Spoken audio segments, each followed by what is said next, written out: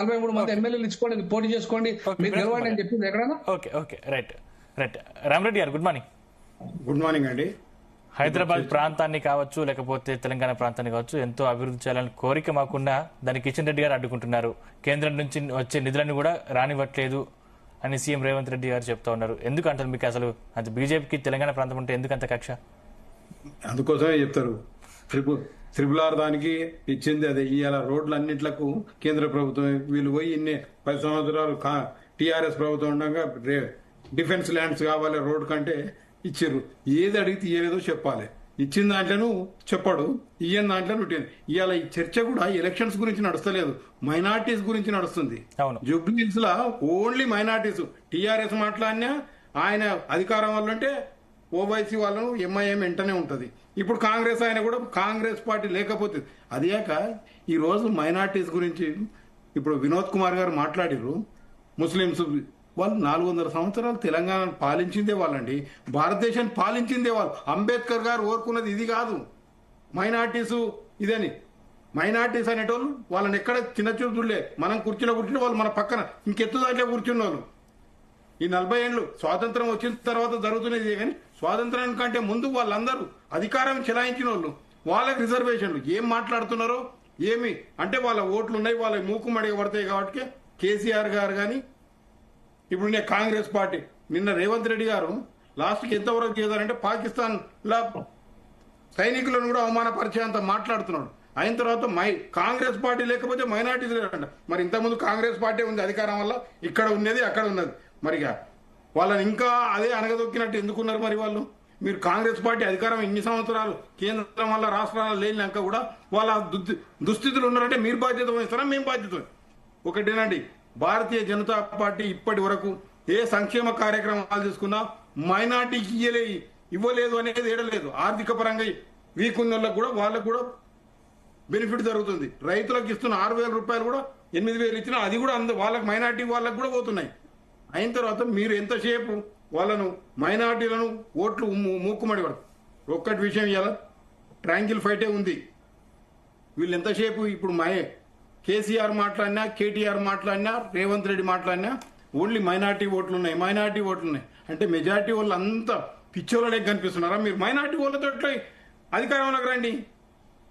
వాళ్ళ గురించి వాళ్ళ హక్కుల కోసమే పోరాడుతున్నారు తప్ప, హక్కుల కోసం మాట్లాడుతున్నారు తప్ప, మెజార్టీ వాళ్ళ హక్కుల కోసం కానీ మెజార్టీ వాళ్ళ స్థితిగతుల మీద ఎవరూ మాట్లాడతలేరు.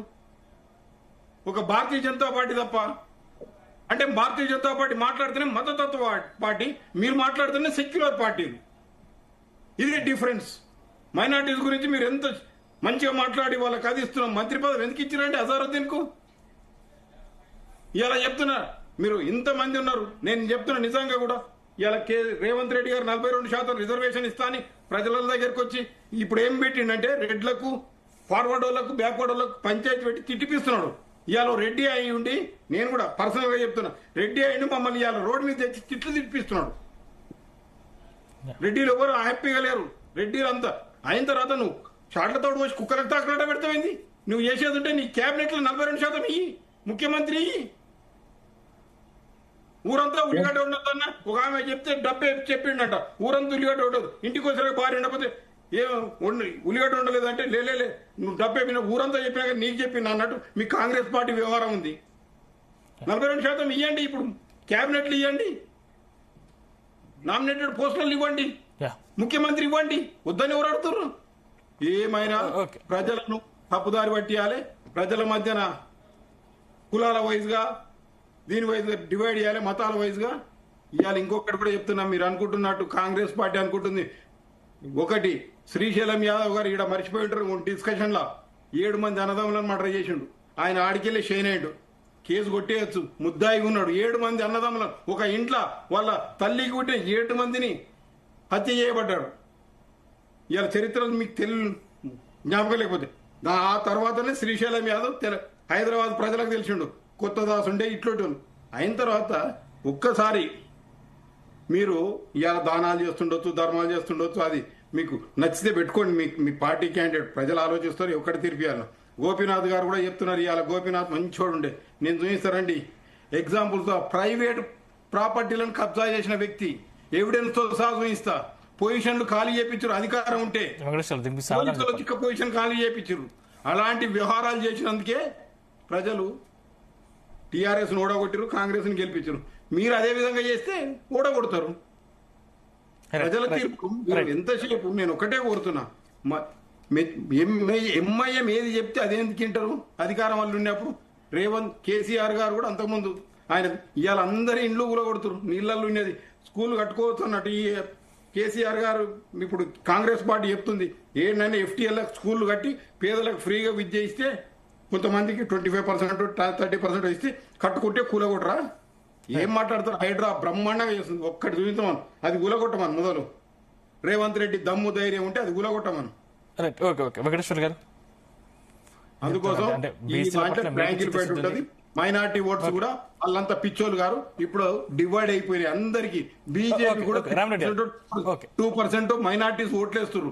దాంట్లో కాంగ్రెస్ కి వేస్తారు, వీళ్ళు వేస్తారు. ఒక మజ్లిస్ పార్టీ ఉంటేనే వన్ సైడ్ పడ్డందుకే అప్పుడు ఎవరైతే ఉన్నారో వారు సెకండ్ ప్లేస్ రాగాడు రవి ఇప్పుడు candidate Congress candidate.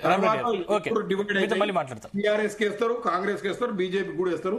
Minorities మూకు మడిగేస్తారంటే ఒక్కవేళ BJP ఇది ఉంది అన్నప్పుడు ఆల్టర్నేటివ్ బీజేపీకి ఆల్టర్నేటివ్ కాంగ్రెస్ టీఆర్ఎస్ అంటే దానికి వేస్తారు తప్ప బీజేపీ గెలుస్తారు. ట్రయాంగిల్ ఫైట్ అయిన తర్వాత కాంగ్రెస్ పార్టీ కూడా రేవంత్ రెడ్డి గారు ఏమీ లేవు పైసలు వాళ్ళు కాల్ చేసినట్టు నీకు తెలియదా? అంతకుముందు ఎమ్మెల్యే చేసినావు, ఎంపీ చేసినావు కదా, ఆడ ఖజానా లేదని తెలిసి కూడా ఎందుకు 420 హామీలు ఇచ్చినావు? ఎక్కడ పోయింది? 2500 మహిళలకి ఏమైనా 4000 పెన్షన్ ఏం పెంచుతా అన్నారు. 15,000 రైతులకు పోయి ఏమైంది? ఇవన్నీ చెప్పడం వల్ల బ్రహ్మాండంగా కడుపు నిండదు. ప్రజలకు చెప్పినవి చేస్తేనే మంచిగా ఉంటుంది. ఓకే వెంకటేశ్వర గారు, అంటే బీసీల పట్ల మీకు చిత్తశుద్ధి చాలాసార్లు చెప్పారు. అంటే బీసీలకు 42% రిజర్వేషన్లు కల్పించాలని మీరు కూడా డిమాండ్ చేశారు. కానీ జూబ్లీహిల్స్ ఉప ఎన్నిక వచ్చేసరికి మీరు ఎందుకు బీసీ బిడ్డకు టికెట్ ఇవ్వలేకపోయారు? నవీన్ యాదవ్కి ఇస్తే మీకు ఎందుకు రౌడీ షీటర్ గాని ముద్ర వేస్తా ఉన్నారు? ఇప్పుడు రౌడీ షీటర్ అని బీఆర్ఎస్ పార్టీ ఏ రోజు చెప్పట్లేదు. మేము గుర్తు చేస్తున్నాం. వైఎస్ రాజశేఖర్ గారు చెప్పింది గుర్తు చేస్తున్నాం, చంద్రబాబు నాయుడు చెప్పింది గుర్తు చేస్తున్నాం, అక్కడ రౌడీజం ఉన్న 36 FIR గుర్తు చేస్తున్నాం, జూబ్లీహిల్స్ పోలీస్ స్టేషన్ గుర్తు చేస్తున్నాం. నేను ఏమంటున్నానంటే 42% మేము అడిగింది కాదు కదా. మీ కామారెడ్డి డిక్లరేషన్ మీ మేనిఫెస్టోలో పెట్టారు, సేవేల డిక్లరేషన్ మీ మేనిఫెస్టోలో పెట్టారు, మైనార్టీ డిక్లరేషన్ మీ మేనిఫెస్టోలో పెట్టారు, యూత్ డిక్లరేషన్ మీ మేనిఫెస్టోలో పెట్టారు, వరంగల్ డిక్లరేషన్ మీ మేనిఫెస్టోలో పెట్టారు. ఇప్పుడు నేను ఎవరి పార్టీ అంశం వాళ్ళు చెప్పారు, సరే ఓకే, మా పార్టీ అంశం కూడా మేము చెప్తాం. కానీ నేను ఫస్ట్ గాలి వినోద్ సార్ ఆయన సార్ చెప్పాలి. ఎందుకంటే ప్రపంచంలో ఏం జరుగుతుందో వాళ్ళు మేధావులుగా తెలుస్తుంది. గుట్టిగా మా భాషలో మా పార్టీ బాగుంది, వాళ్ళ భాషలో వాళ్ళ పార్టీ బాగుందంటే ప్రపంచం మొత్తంలో కేసీఆర్ मुस्लिम को 4% लेके आ तू, नहीं तो गला काट ले तू अन्न केसीआर. చెప్తున్నా, అదే చెప్తున్నానే. 4% अभी तक नहीं दिया, 12 साल हो रहा. అదే చెప్తున్నానే. ఇప్పుడు ముస్లింలకు 12% ఇస్తున్నాను, 19% ఎస్సీలు పెరిగాం, 19% ఇవ్వాలను మేము ఇంప్లిమెంట్ చేయడానికి రెడీ అయినాం. మందకృష్ణ గారితో మాట్లాడినాం, ఆర్ కృష్ణ గారితో మాట్లాడినాం. మేము అసెంబ్లీలో తీర్మానం చేసి కేంద్రాన్ని పంపిస్తే ఎందుకు చేయట్లేదు? మరి ఇలా 29 జీవో తీసుకొచ్చిందే కేసీఆర్ గారు కదా, మళ్ళీ అదే 9 జీవో తీసుకొచ్చారు. మరి అది ఆల్రెడీ అది కాంగ్రెస్ లో కోర్టు పోయి ఆపారు కదా. ఇప్పుడు 29 జీవో గౌరవ కేసీఆర్ గారు తీసుకొచ్చారు, ముస్లింలకు ఇంప్లిమెంట్ చేద్దాం, బీసీలకు చేద్దాం, ఎస్సీలకు చేద్దాం అని 2014 లో తీసుకొస్తే అది ఆపిందే కాంగ్రెస్ పార్టీ. మళ్ళీ మమ్మల్ని వచ్చినట్టు మేము ఏం సమాధానం చెప్తాం?